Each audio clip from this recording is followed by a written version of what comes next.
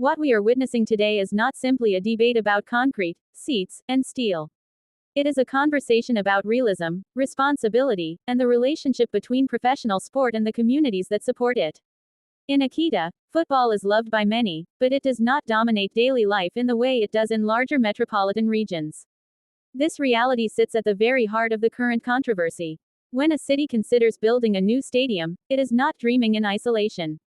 It is calculating population trends, attendance data, public sentiment, and long-term financial risk. Akita City looked at these factors with a sober eye. The numbers told a quiet but firm story. Average attendance figures have remained modest.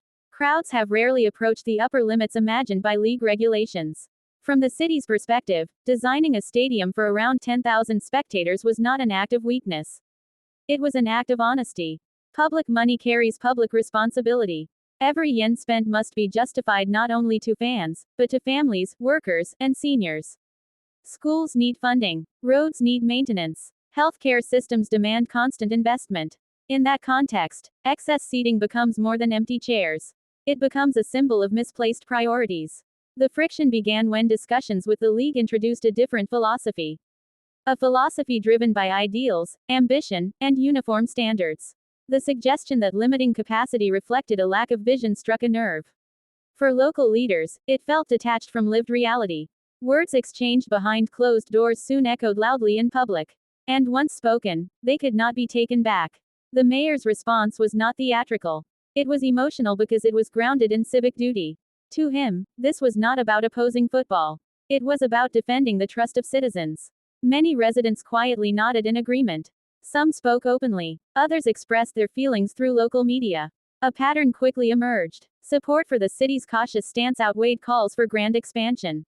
The logic was simple. A stadium should fit its environment, not overwhelm it. When seats remain empty week after week, the silence is louder than cheers. And financial deficits do not disappear with optimism alone.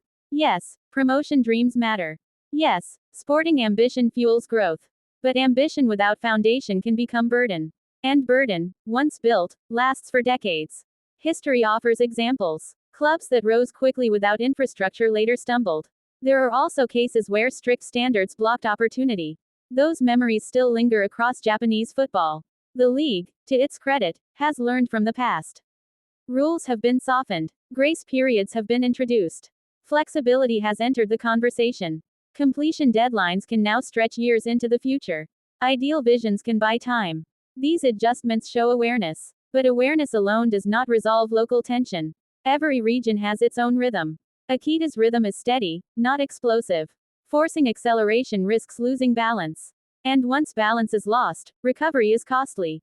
The club's supporters feel torn. They want progress, yet fear debt. They dream of top-flight football. Yet they live with the consequences of taxation. This is not a battle between football and the city. It is a negotiation between dreams and duties. True growth does not come from pressure alone. It comes from alignment. When league vision and local reality meet halfway, trust is built. Without trust, even the most beautiful stadium feels hollow. Perhaps this moment will redefine how standards are applied. Perhaps it will encourage deeper listening on all sides. Football thrives when it belongs to its community, not when it is imposed upon it. In the end, the question is not how many seats can be built. It is how many people truly feel represented. If that answer is respected, the game will endure. If it is ignored, even the loudest cheers will fade.